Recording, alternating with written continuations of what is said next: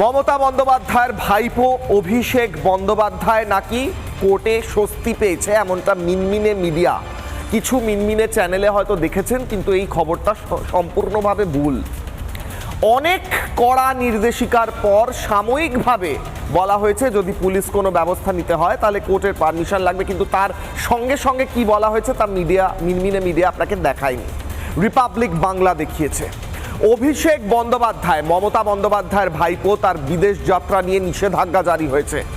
হাইকোর্টের তরফ থেকে বিচারপতি কড়া অবজারভেশন রেখে বলেছেন যে এই ভয়ঙ্কর কথাগুলো, আমি কোট আনকোট বলছি না, আমি সারমর্ম বলছি, বিচারপতি যা জানিয়েছেন, হাইকোর্ট যা অবজারভেশন দিয়েছেন যে এই ভয়ঙ্কর উস্কানিমূলক বক্তব্য ভাইপো মমতা বন্দ্যোপাধ্যায়ের ভাইপো অভিষেক বন্দ্যোপাধ্যায় ভোটের আগে যেগুলো রেখেছেন সেগুলো ওনার সাজে না, সেই কথাও বলেছে কোর্ট। এবং তার সঙ্গে সঙ্গে কোর্ট বলেছে যদি সত্যি এই দল জিতে যেত তাহলে এই ভয়ঙ্কর কথাগুলোই